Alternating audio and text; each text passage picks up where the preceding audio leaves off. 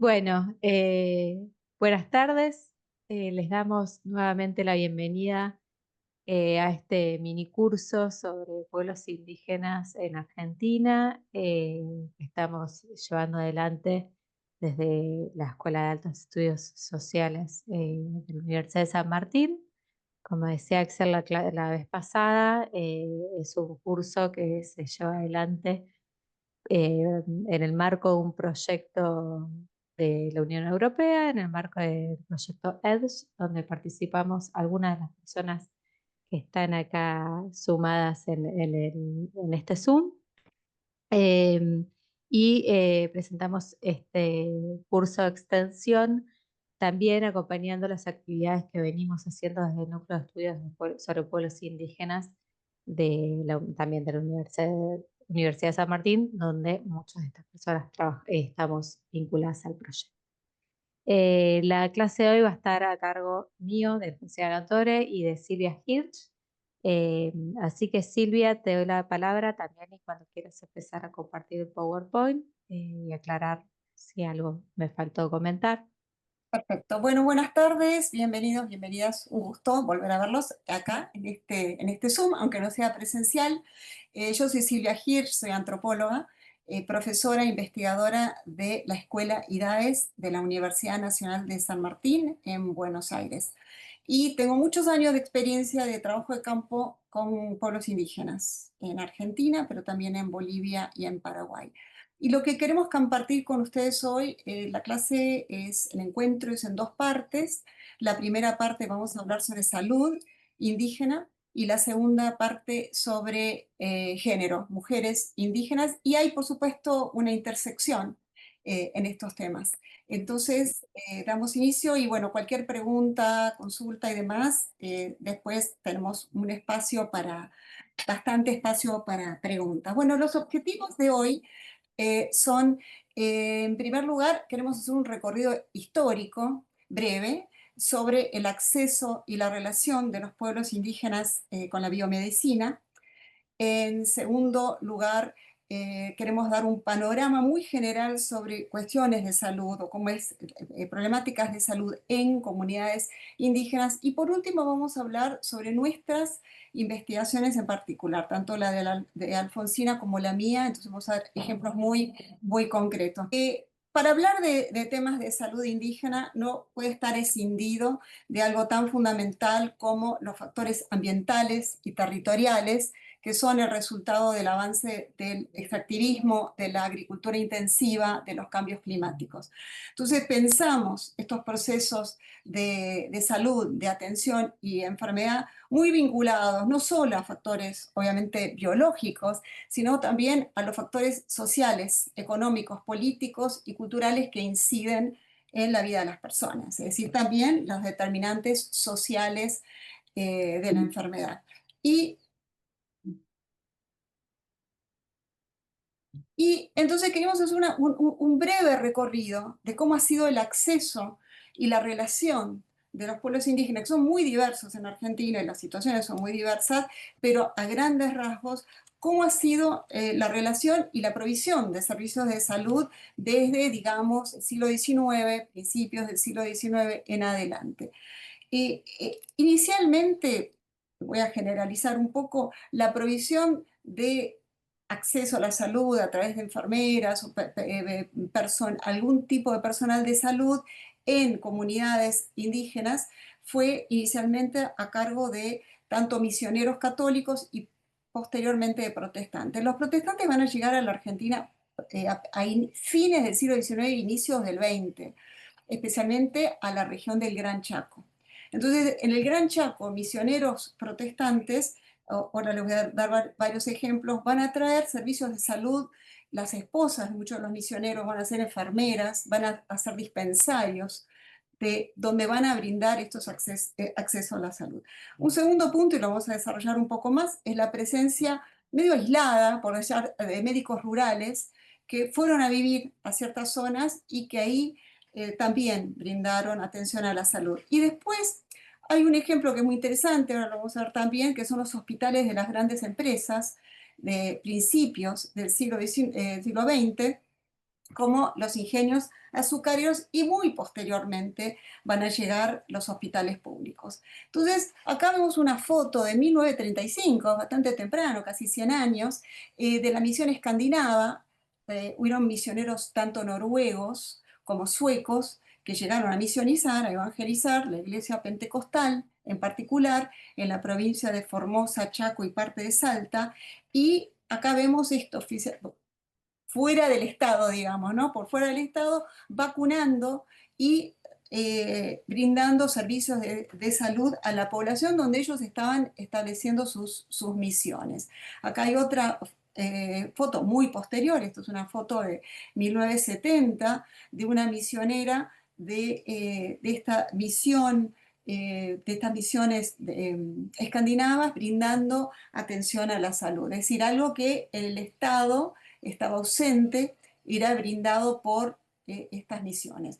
Lo que me refería a las empresas, el ingenio Tabacal San Martín, en el noroeste argentino, bien al norte, en lo que se llama el ramal Salto Jujeño, provincia de Jujuy y de Salta, cerca de la frontera con Bolivia, hay una serie de ingenios azucareros que se fueron formando a fines del siglo XIX y principios del XX. Esos enormes ingenios contrataban muchísima mano de obra indígena, que era de toda la región del Chaco, de toda la zona andina y que venía también de Bolivia.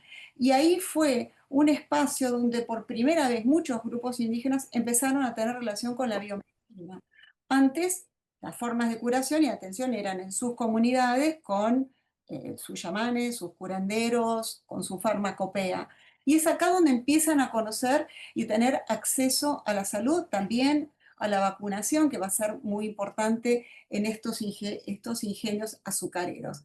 Esto es una foto del sur, en población patagónica, mapuche, tehuelche, donde los salesianos también brindaron servicios de salud. Muchas veces eran las monjas las que se dedicaban a atender en estos dispensarios, traían los medicamentos y fue ese primer acercamiento también al uso de fármacos, a la llegada del fármaco de la biomedicina. Les había comentado la presencia de médicos.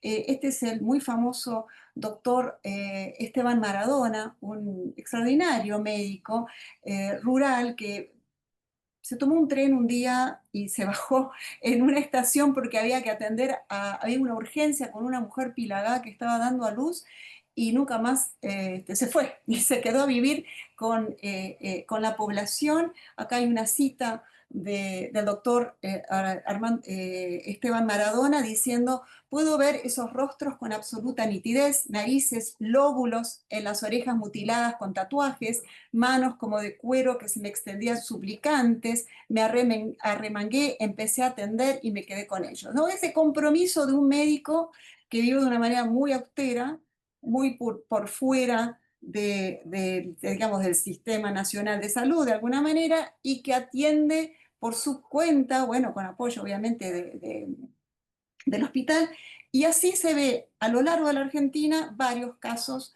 de médicos que además van a tener una enorme incidencia.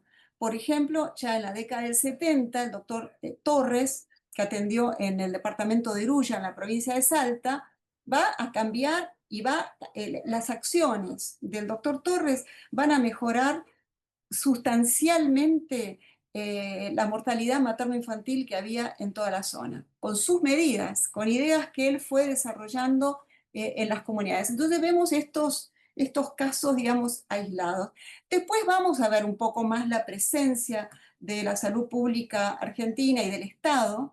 Eh, Fíjense la década de 1930, la provincia de Jujuy, muy importante todas las campañas contra el paludismo, de esta misión que se llamó la MEPRA, Misión de Estudios de Patología Regional Argentina, que duró varios años con médicos, con investigadores que fueron a trabajar con el tema del paludismo y también una campaña muy fuerte de erradicación de la enfermedad de Chagas, muy prevalente en ese momento en la zona, con las acciones del médico Salvador Massa, criticado, por supuesto, también porque era bastante radical en sus medidas con las casas de la gente y demás, pero lo interesante es que sí había acá, desde el Estado, un esfuerzo por trabajar con problemas, por supuesto, y no tiene nada que ver con los pedidos o con la demanda actual de interculturalidad, estamos hablando de la década del 30 y del 40.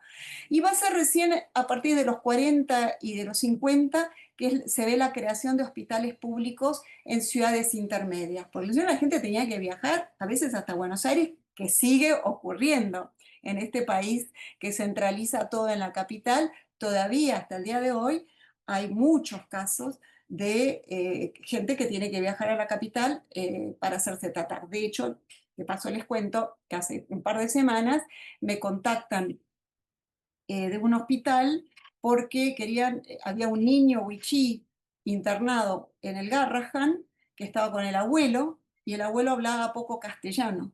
Entonces me preguntaban si yo conocía a alguien que podía ser intérprete, porque el niño le iban a dar el alta, esto ahora, ¿no? Esto es increíble, entonces ahora le iban a dar el alta para que regrese a su comunidad y necesitaban darle todas las instrucciones de cuidado. Entonces, yo hice el contacto con una lingüista que conozco, que es experta en la lengua wichí, es decir, siempre esa centralización de Buenos Aires. Entonces, volviendo a la parte histórica, la década del 1950, el sanitarismo, por supuesto, acaba de influenciar mucho en los 40-50 todo el trabajo de Ramón Carrillo, pero van a verse las campañas de vacunación y una aceptación que se da en la población indígena de la vacunación y después y de la medicación. Y quizás el hito en toda América Latina, voy a generalizar porque creo que es para toda América Latina, el hito tan importante que fue la creación de APS, ¿no? De Atención Primaria a la Salud, que viene de esa gran y famosa conferencia en Alma. Perdón, Silvia, te voy a interrumpir. Estás pasada una diapositiva de la que están viendo. Estás en las agentes sanitarias, tenemos una de APS antes. Gracias. Gracias. La creación ahí de APS en 1978, a partir de esa conferencia, que va a ser una estrategia sanitaria fundamental para mejorar la salud de la población a través de fuertemente de la prevención, la promoción, la asistencia y la inserción de estos, la gente le llama salitas, de los CAPS, de los centros de atención primaria en las comunidades, como primer nivel de atención. La idea de que la gente no tuviera que ir directamente al hospital, sino que tuviera en su comunidad un centro que brinde algunos servicios básicos y algo que es de fundamental importancia, que después lo vamos a charlar más, que es la capacitación de enfermeros, enfermeras, primero siempre han sido hombres, después mujeres, y agentes sanitarios, muchos de ellos indígenas, que se van a desempeñar en sus propias comunidades. Esto va a ser también un hito y algo que va a cambiar muchísimo la relación con la biomedicina, la prevención, la atención a la salud. APS y muchos otros programas del Estado argentino van a tener un gran énfasis en la salud materno-infantil y en las campañas de vacunación. Y a pesar de todas las crisis que tiene la Argentina, que son muchas y constantes, a pesar de estas crisis, sigue existiendo programas de atención a la salud materno-infantil, control de las embarazadas, y esto después lo vamos a conversar un poco más y Alfonsina va a contar también su experiencia al respecto. Entonces, por un lado, los agentes sanitarios van a ser gente de las comunidades, lo cual ha sido fundamental, especialmente de los lugares donde hay mantenimiento de la lengua.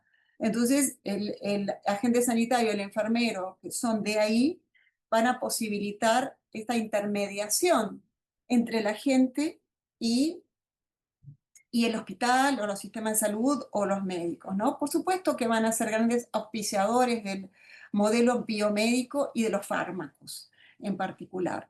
Pero porque es algo que es ese primer eslabón, ese primer vínculo de la gente con la biomedicina. Alfonsina, no sé Sí, si... sí, acá me gustaría un poquito agregar también para que empezamos a hacer un poco más conversado y dialogado esta clase. Bueno, tener en cuenta que cuando hablamos de agentes sanitarios indígenas, se suman en general indígenas de manera referencial, no tienen una diferencia de de conocimientos o que se exija ciertos conocimientos que sean diferentes a cualquier otro agente sanitario. Eh, y como decía Silvia, en ellos, en el afán de las políticas interculturales, aparecen estas figuras, pero la fuerza del tratamiento sí, de la atención es una atención bastante biomédica, en donde los agentes sanitarios muchas veces auspician como controladores de los pacientes. Eh, lo que sí es muy interesante, como Silvia resaltaba, es que son personas que tienen muchísimos vínculos con las comunidades, que muchas veces viven en las comunidades, que hablan las mismas lenguas. Entonces sí permitió facilitar y le per- funcionaron como nexos, funcionan el día de hoy como nexos con el sistema público de salud. Eh, pero como les decía, no quiere decir que los conocimientos indígenas sean incorporados en la atención primaria o en los hospitales eh, a partir de ellos. Vamos a ver hacia el final que sí hay algunas experiencias más recientes en donde se intentan políticas y hospitales o centros sanitarios de salud intercultural. Y por último, ahora para que vuelva Silvia a comentarles, decirles que mucha parte de sus tareas cotidianas que hace a este nexo consiste en gestionar los turnos médicos, en realizar los controles de peso y talla, en llevar adelante los controles en adolescentes, en embarazadas, en hacer los seguimientos de calendarios de vacunación, en transmitir todas las cosas son las constancias para acceso a otros programas estatales, así que tiene un rol bastante fundamental en las comunidades. Silvia, si querés ya. Un ejemplo de lo que sería uno de los tantos CAPS, centros de atención primaria, que están en las comunidades, que suelen tener entonces ahí está el enfermero o enfermera que atiende ese CAPS, y hay médicos que pueden ser clínicos, de vez en cuando obstetras, de vez en cuando, depende, puede ser alguien en odontología, que va y que hacen las visitas semanales o cada 15 días a ese centro de atención, y donde también hay medicamentos de la distribución nacional de medicamentos, siempre depende del momento de la Argentina, donde hay más o menos distribución de fármacos, pero bueno, son lugares de atención. Acá hay otro centro de atención también a la salud. Y esto es un ejemplo que les queríamos mostrar. Acá a la izquierda hay una agente sanitaria no indígena, es criolla, visitando esa visita artesanal, personalizada, ¿no? Ir a la casa esto es una chica adolescente embarazada, entonces está con su cuñada y le está explicando con el calendario cuándo sería más o menos, ¿no? El parto, y que la chica tiene anemia y que necesita una derivación, necesita ir a la ginecóloga, al hospital, ¿no? Todo de una manera muy personal, que ha sido realmente muy efectiva. Después vamos a hablar específicamente sobre salud sexual y reproductiva, pero vemos este trabajo que me parece una de las cosas que más o menos buenas y que han persistido a lo largo de todo este tiempo en cuanto a la salud pública en la Argentina. Además, APS tiene los mejores registros porque tienen que sistematizada la información sobre desnutrición, bajo peso, enfermedades como la TBC y otras. Entonces ahí es donde uno puede encontrar datos bastante actualizados. Está un poco pixelada esta. Voy a, Pero perdón, Silvia, te agrego una cosita más con lo que venís diciendo. Como decías, que son quienes más trabajo tienen en territorio y lo que posibilitó incluso estas políticas de APS y tanto trabajo en territorio en los agentes sanitarios es también generar registros censales de las comunidades. Muchos de los registros censales que tienen las provincias vienen a través de este tipo de trabajo tan artesanal que tienen agentes sanitarios. sí. Acá vemos, esto es un enfermero que sí es de una comunidad guaraní de la provincia de Salta, del norte de la provincia de Salta. Ha trabajado, ya falleció, trabajó 30 o más años en su propia comunidad y generó una confianza muy, muy grande entre la gente. Hablaba la lengua, especialmente muy importante para la gente mayor, la visita domiciliaria, es decir, él atendía en el CAPS, pero la gente lo llamaba un fin de semana o en medio de la noche y él asistía a los domicilios para poder brindar esa atención personalizada. Entonces, acá lo que queremos mencionar es, por supuesto, está la biomedicina de la que estamos hablando, pero ¿cuáles son los itinerarios terapéuticos que siguen las personas? Es decir, ¿cuál es el itinerario de distintas terapias a las cuales recurren las personas? Por un lado está la biomedicina, como dijimos, la consulta médica, el uso de fármacos. Por supuesto, están las medicinas alternativas complementarias y tradicionales, muy fuerte la farmacopea nativa en casi todo el país.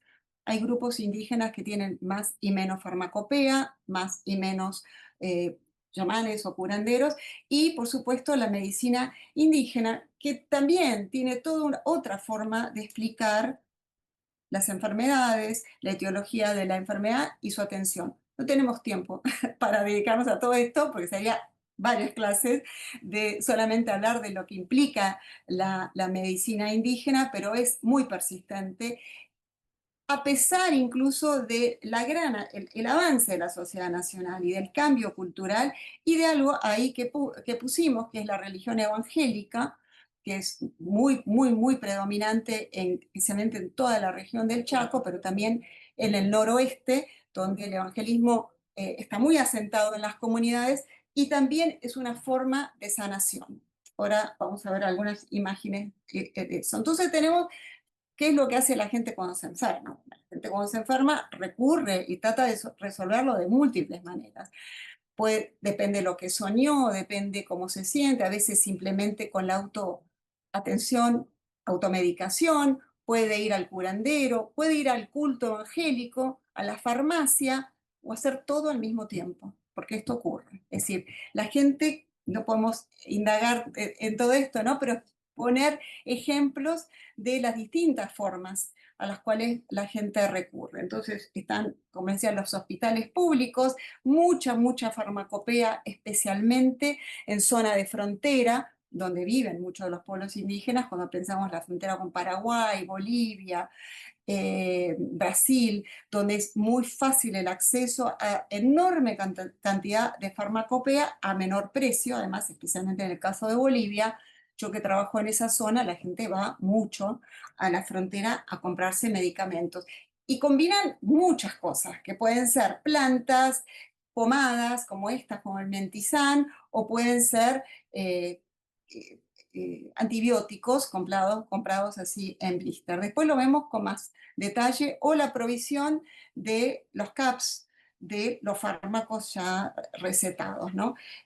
La oración, la sanación a partir de la oración es fundamental y se observa, yo diría, prácticamente en todos los pueblos indígenas, el poder de la palabra el poder para sanar.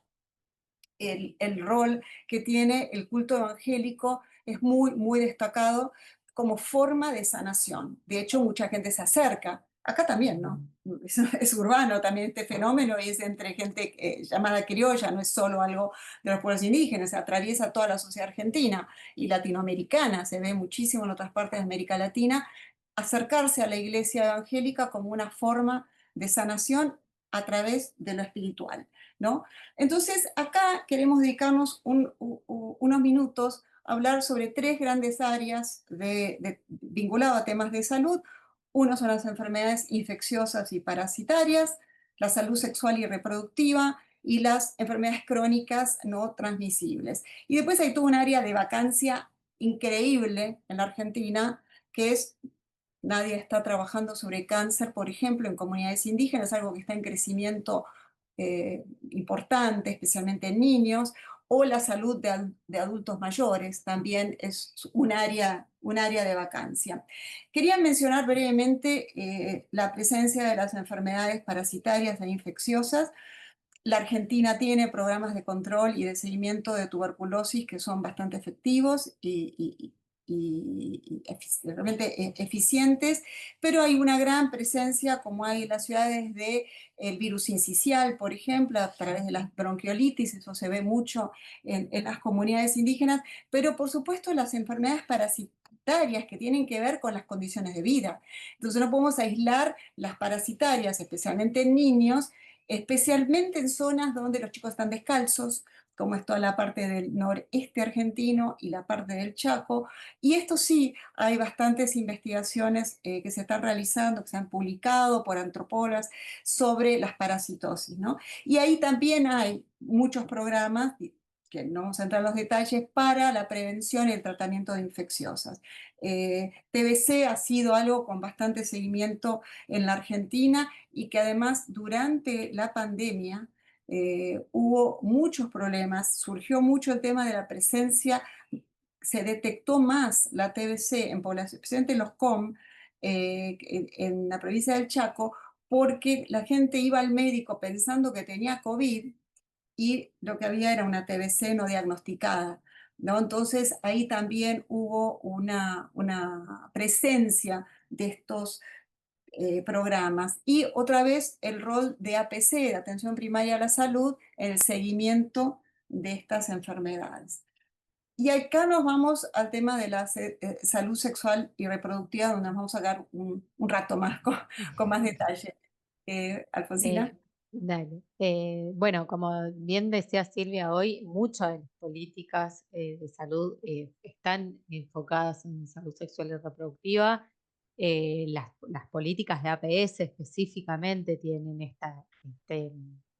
esta mirada hacia salud materno-infantil.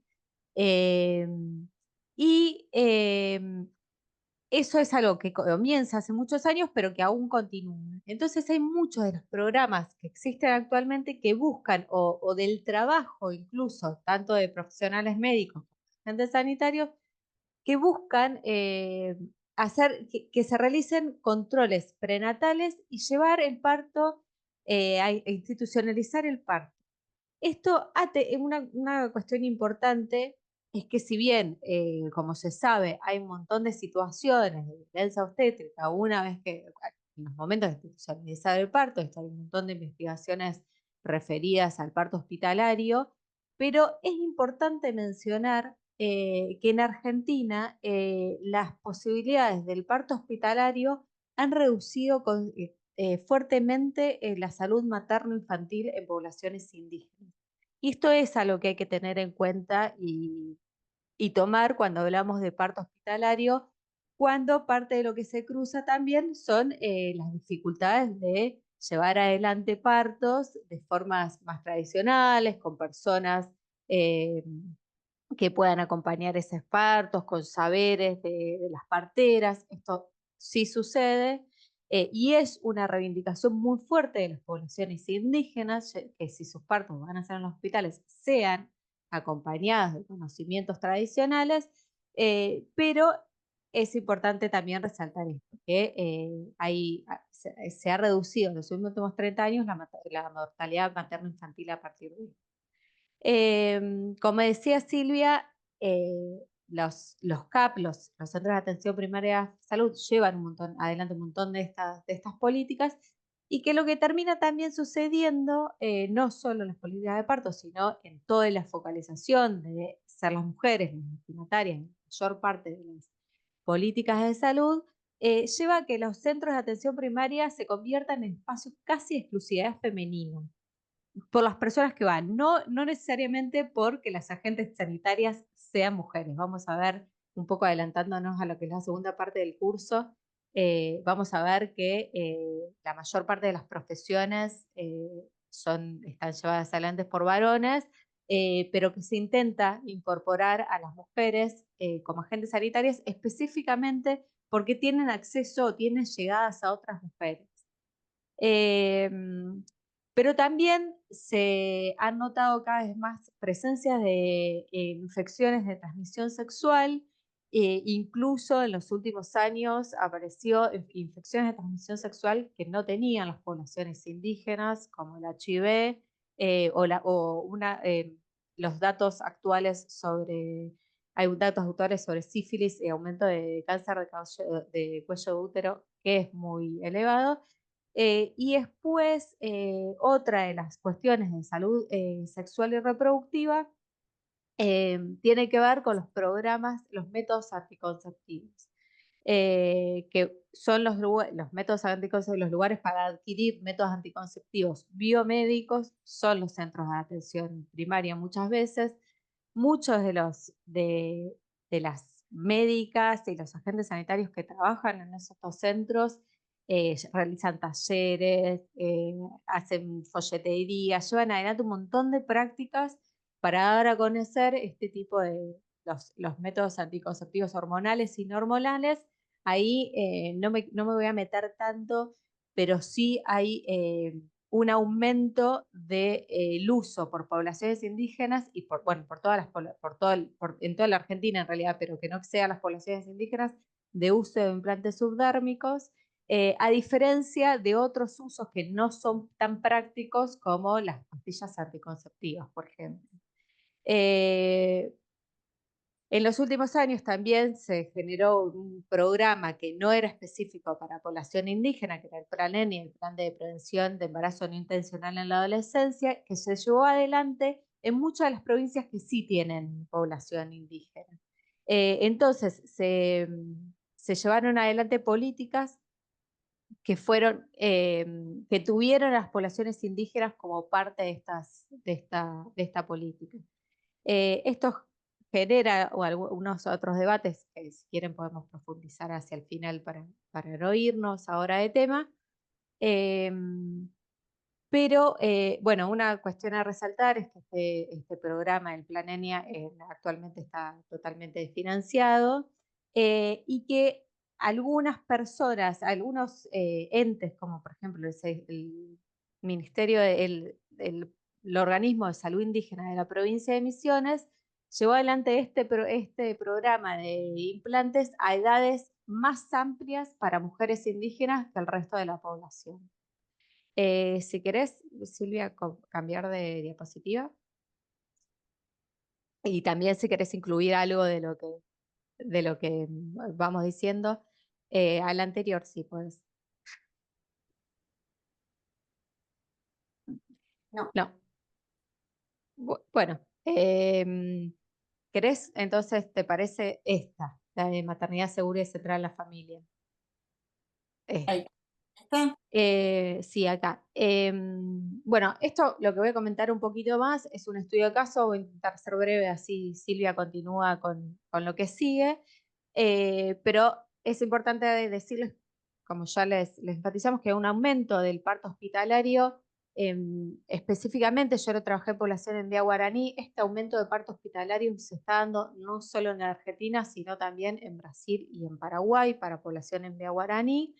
Eh, un dato interesante es que viene de la mano de lo que es el programa de maternidad segura y centrada en la familia, que es un programa UNICEF adaptado para un montón de provincias de Argentina y que Argentina lo toma, que es para partos en generales, pero que la provincia de Misiones lo llevó a tener un enfoque intercultural. Después otras provincias también lo fueron haciendo. Pero algunas de las cuestiones que a mí me parecen interesantes de este programa es que llamaron por intercultural cuestiones muy específicas de la población en vía guaraní, como por ejemplo las dietas, la alimentación, lo tuvieron en cuenta, pero no tuvieron en cuenta otras prácticas de interculturalidad, como quiénes son las personas que acompañan al momento del parto. Se enfatizó muchísimo que sean los varones cuando muchas de las mujeres preferían estar acompañadas de alguna abuela, de alguna tía. Eh, eh, Esto, bueno, es una de las formas en donde la interculturalidad se puede poner un poco más en debate. Se llevaron adelante guías de salud intercultural que eh, fueron más pensadas para la población, el personal de salud que para las mujeres indígenas, eh, pero que además fortaleció el parto hospitalario, aumentó el parto hospitalario con una intención muy clara de salud indígena de la provincia de Misiones, que era llevar adelante esos partos en los hospitales con controles prenatales, con controles al menos de un mínimo de una ecografía trimestral.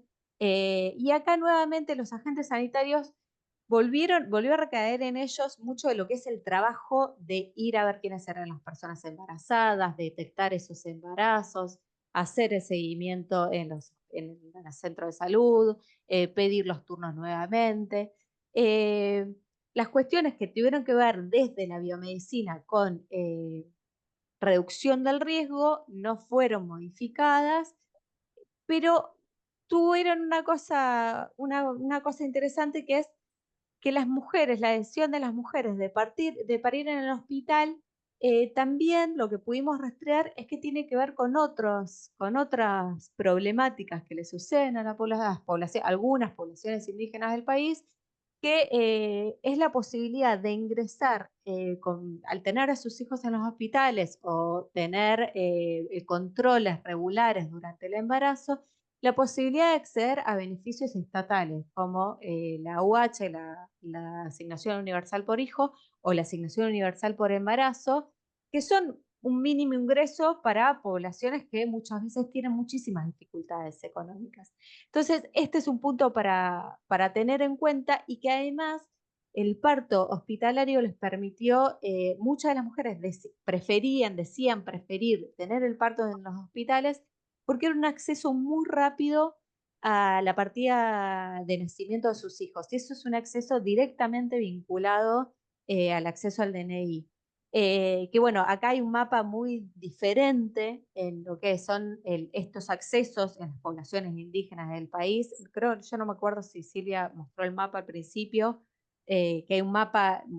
Nosotros para esta presentación tomamos el mapa del INAI, que muestra más o menos cómo están distribuidas las comunidades, le falta, podemos discutir ahí cómo se construyen esos datos, pero lo que sí podemos decir es que el acceso a la salud es muy desigual, el acceso a los beneficios estatales es muy desigual, los ingresos económicos de las poblaciones indígenas son muy desiguales, y que con el parto hospitalario algunas mujeres consideraban que era un acceso más rápido, más fácil, no tenían que hacer luego todo el tramiterío que implicaba hacer la edad presuntiva de sus hijos, explicar, médicos que no querían firmar esas partidas de nacimiento porque no habían recibido el parto. Entonces, esto un poco para traer la complejidad que implica pensar la salud sexual y reproductiva, los nacimientos, y las maternidades en los espacios donde hay población indígena. Si querés seguir, Silvia. Bueno, esto es simplemente la folletería de Asignación Universal por Hijo, que estaba en uno de los centros de salud, traducía el envía guaraní, y después está más a la izquierda, también es una folletería específica sobre el modelo maternidad segura y centrada a la familia con enfoque intercultural. Ahora, Bueno, quería pasar a las enfermedades crónicas o metabólicas muestran también en toda América Latina, muy estudiado en México, muy estudiado más que nada en México, es la presencia de enfermedades crónicas no transmisibles debido a la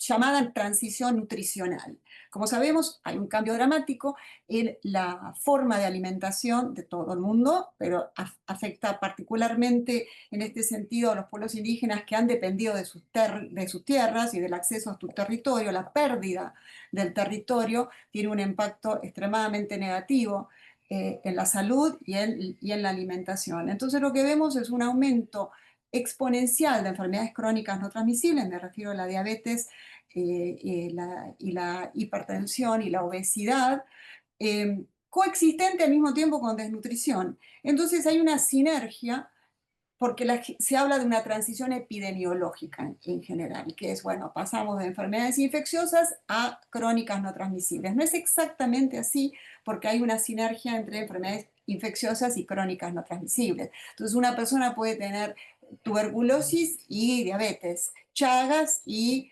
hipertensión. Entonces, confluye esto, con lo cual, imagínense lo que implica en la salud de las personas, ¿no?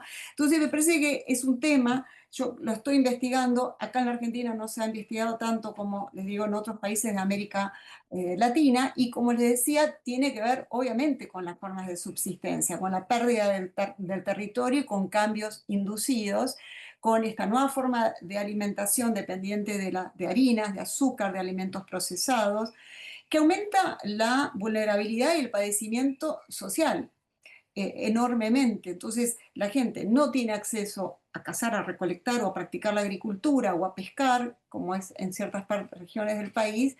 Entonces debe adquirir alimentos, y también en esto la escuela ha tenido un rol fundamental, porque lo que se come en la escuela no siempre es una alimentación nutritiva, y eso también es llevado a los hogares, ¿no? La dependencia de ciertos alimentos que son más baratos, especialmente todo lo que viene con las harinas, y llamémosle la adicción, de cierta manera, a las azúcares, particularmente en el norte, con el consumo de bebidas gaseosas, bebidas azucaradas y el mate dulce, que se toma más en otras regiones. Entonces quería comentarles, bueno, por un lado estuve trabajando mucho esto, y lo estuve trabajando en relación al concepto de sindemia, que aportó Meryl Singer, un antropólogo de los Estados Unidos, que trabajó la presencia de dos o más enfermedades en contextos de vulnerabilidad social. ¿Qué pasa cuando uno tiene, pueden ser violencias, adicciones y una enfermedad crónica, por ejemplo, o VIH en relación con TBC o con otras enfermedades en contextos de vulnerabilidad? Y esto es lo que se ve fuertemente con la presencia de enfermedades crónicas, todo lo que es el noroeste, el Chaco, el aumento de la diabetes. Conozco familias enteras con diabetes, los padres, los hijos. Estamos hablando de gente de 40 años, ¿no? No diabetes tardío, sino de ya gente muy joven, donde se ven amputaciones. Realmente una situación de gravedad y de gran impacto en la salud colectiva de la gente. Y eso me lleva a otro estudio que hicimos con un grupo de colegas en 3 provincias de la Argentina, 5 grupos indígenas, que era estudiar el conocimiento, el uso y la significación de los medicamentos, fármacos, no de la farmacopea nativa, sino de los fármacos industriales, en estos pueblos indígenas. Los COM, los Tapietes, los Guaraní y los Piaguaraní, falta ahí los Pilaga. Y entonces lo que queríamos ver es, bueno, ¿cómo usa la gente estos medicamentos? ¿Por qué hay una presencia tan grande de fármacos industriales, y cuáles son los que usan? Y pues la gente toda se automedica, como nosotros, vamos y nos compramos algo sin receta, lo hace la mayor parte de la población a nivel global. Bueno, ¿qué estaba pasando en las comunidades, tanto urbanas como periurbanas y rurales? La enorme dependencia de analgésicos, de antiinflamatorios, de antipiréticos. Y lo que nos dice esto de lo que le pasa a la gente, cuando uno va, entra a la casa de la gente y ve los medicamentos, empieza a entender un montón de qué es lo que está pasando. Acá vemos la presencia de un medicamento para el asma o un problema bronquial, eh, en la casa de la gente, para la presión arterial, para los antiinflamatorios, y mucha diclofenac, por ejemplo, un medicamento que la gente consume muchísimo sin receta. Supuestamente se debe vender con receta, pero se vende sin receta. Y la presencia, bueno, acá hay un ibuprofeno y antipiréticos, pero algo que observé es mucho sulfato ferroso en las casas de las mujeres, la heladera, cuando algunas tenían refrigerador o heladera. ¿Por qué tenían sulfato ferroso? Que es para la anemia durante el embarazo. La pregunta sería por qué no lo consumían, digamos, porque había varios frasquitos de sulfato ferroso, o por qué una amoxicilina no se terminaba todo el frasquito entero, sino que circulaba, se prestaba a veces a una vecina, a una hermana, que también necesitaba el uso de la amoxicilina. Acá trabajé mucho con gente de la comunidad. Acá a la derecha está Telma, que ahora vive en Buenos Aires y que me estaba ayudando en esta investigación, y ahí vamos registrando qué es lo que la gente tiene en su casa y cómo lo usa, y cómo lo significa, y qué significado tiene esto, y cuál es la relación con el sistema de salud.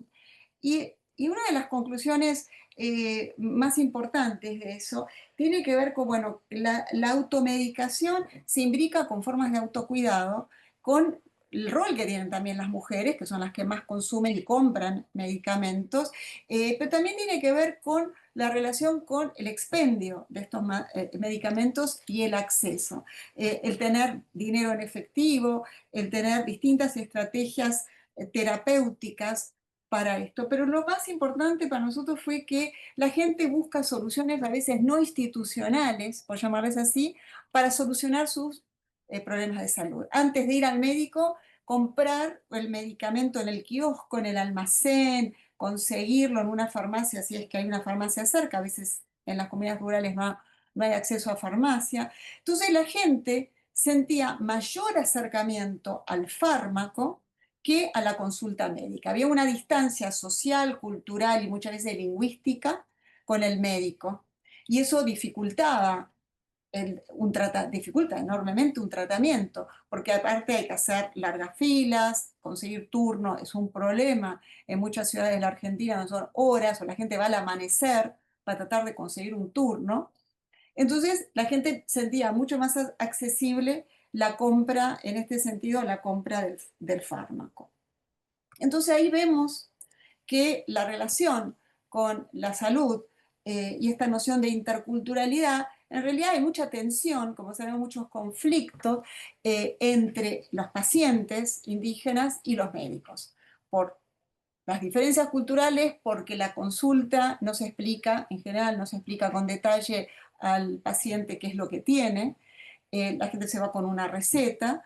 Y entonces acá es importante introducir esta noción de la salud intercultural, algo que se está pidiendo hace mucho tiempo desde las comunidades indígenas, sobre la cual también están trabajando muchos investigadores y gente que trabaja en los territorios con respecto a la salud intercultural. Alfonsina. Para tener en cuenta, hay experiencias, algunas experiencias en el país de centros de distintas maneras. O bien centros de salud intercultural, como este que vemos acá, que está en la provincia de Neuquén, en el departamento de Luminé, en Raín Quien, en donde es un centro de medicina mapuche y biomédica que coexisten.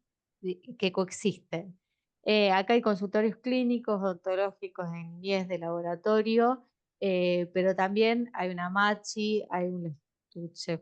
Discúlpenme las personas mapuches que están acá, que yo desconozco las pronunciaciones, pero hay asistentes espirituales, agentes sanitarios tradicionales. Eh, Esta es una de las experiencias que hay en Neuquén. Otra de las experiencias, yo no me acuerdo si es la foto que sigue o la que viene, es en el hospital. Ah, bueno, vamos a esta, después vamos a la siguiente.